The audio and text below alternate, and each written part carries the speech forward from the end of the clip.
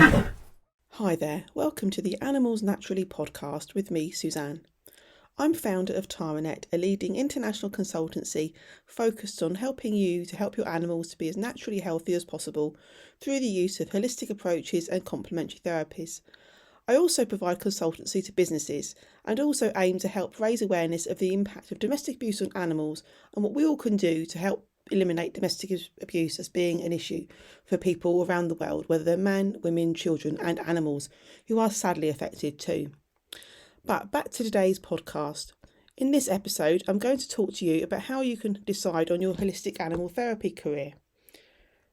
My website at Taranet aims to help raise awareness about complementary therapies for animals, and it provides information on people who would like to seek careers in holistic animal care. But it can be confusing on what career path to choose to work with animals at all, let alone if you want to work with them in a complementary therapy space. The field can be confusing largely because there's many different professional organisations and therapies. So where should you begin to train in a specific therapy? Well, first of all, my number one piece of advice is to know what animals you want to work with. Some courses will enable you to work with all types of animals, whether that's on completion of an initial course or with further training.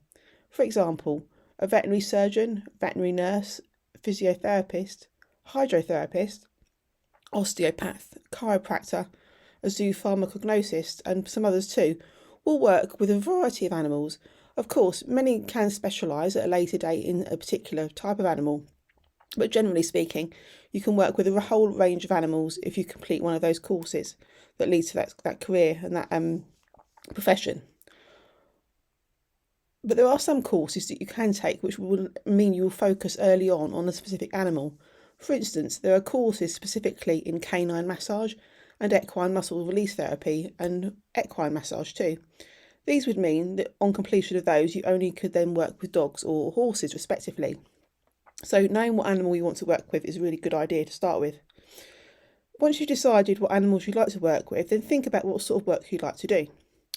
Working with animals to promote their health in any capacity can be very rewarding. Different courses will have varying entry requirements, but don't let that put you off. Do investigate what your ideal work with animals is. And if that is being a veterinary surgeon and you need to take some initial examinations or qualifications to meet the entry level, then it'll be worth it if you can achieve your goal. It doesn't matter if you're a mature student, because a lot of people do change career paths well after the time they've left school, and that isn't a barrier. For many complementary animal therapies, there are various different training routes. Whereas to be a veterinarian, there are much simpler course options, at least to get initially qualified. You can, of course, take further qualifications postgraduate level to get more specialist training. For instance, if you're a veterinary surgeon who then wants to learn more about acupuncture, you then take more qualifications to be a veterinary acupuncturist. This is where the complementary animal therapy sector can get confusing. I've noticed some subtle disparaging of some professional associations and qualifications. This just adds to the confusion. So my two top tips to choose your training course include, the first one is, does it offer hands-on training? I believe that online learning is valuable. And certainly for some types of learning, online training is fine, you don't need to do anything else. But in-person sessions with experts are crucial, particularly if you want to work with animals to promote their health and well-being, because only then can you truly grasp an animal's health and the full effects of the therapy. Online methods can fall short on providing necessary skills and knowledge. So if it's a qualification, a training course that offers online learning and practical sessions, that's fine, that's great. You do need to have that practical element though to it, I believe. What professional association will you be able to be a member of on completion of your course is the second top tip. Look at the professional body and see what it will offer you. Insurance and continuous professional development are just two benefits of many professional associations. And what professional standards do they have? I'm not going to say that any association is better than another, but do choose one that gives you access to continuous learning.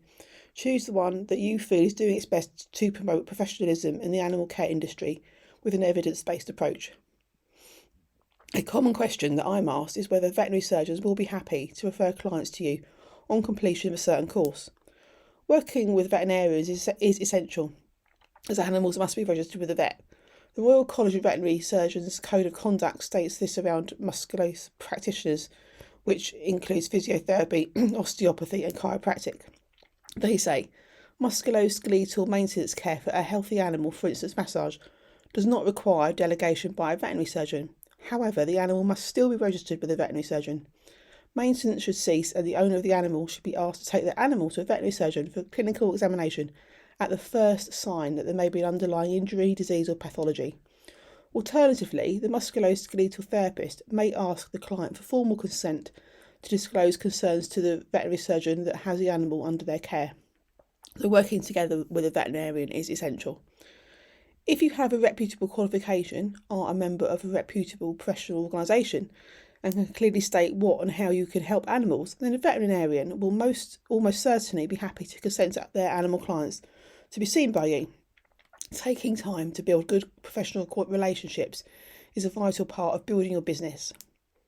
I've got more information on business building tips for your animal care business at my animal care business blog at my TaraNet website, and I'll put a link in the show notes.